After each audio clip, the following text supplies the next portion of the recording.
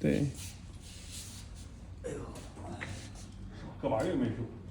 疼吗？也是个把月没修疼。干嘛？这是个张元说里的。嗯。对。也是加过的。是的，不多少年了，一直就疼。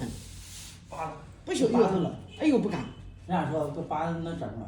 不行。我都拔过好几次，没有用。哎呦，可拔过好几次啊。我2节的时候拔过，没有用。不啊。不会。拔过也不管啊。他甲床都变形了，你怎么拔？甲床还修不过来，真修。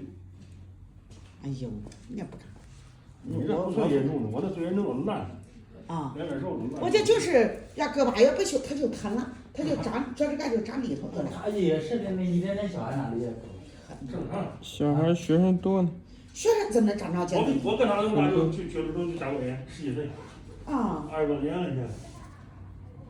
甲过炎没修脚的，那就等请等。不是那时候哪有修脚的？那时候疼要命，都自己拿刀划。医院里也是拿刀划的。对呀。你上医院也是拿刀划。拿刀手术刀2面一切，拿着钳子啪给你薅掉了。对。好像能关2天。你说这个玩意儿呢？对，医院就这样。以前没找着他修的时候，都是自己见面。见也看不见，也不方便，也劝不到，劝人。那今天小孩子怎么修的呢？俺那老表就是在那个山上里边，然后他上医院里边，他就弄好了。康复率很低的。怎么弄好的？就是拿手术刀划的，打麻醉手术刀划的，可能就这个。我不敢，人家都叫我去比跟他比的，我不敢。但是医院你拔过还不管你，因为甲床要经常修，家人经常有阴虚，2没修空了。啊，我拔过也不管。他那拔过怎么管的？他那可能轻。肯定轻，要么这。他那个就是长肉里边，大人也不敢跟他讲，他上医院，叫他自己上医院，也是那初爱的时候，叫他上医院自己去，到突然医院。到医院检查，我到医院打个麻药，拿那个手术钳子，手术刀是吧？嚓就拔掉了。我都没打麻药，直接。你这个拔过还不长啊？没有用。哦。他那拔好了，不长。啊。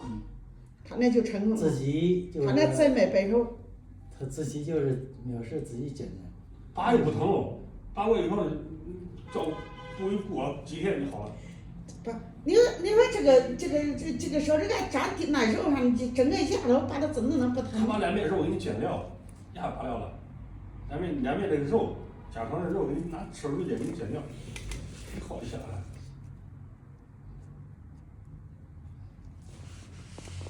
这什么着遗传基因？俺家儿子那缺高这些模样。不是，这不是遗传。这不是遗传。是穿鞋挤的习惯就是习惯问题。就是穿鞋挤。人家穿鞋挤的，俺年都会穿高跟鞋，小孩都不穿运动鞋。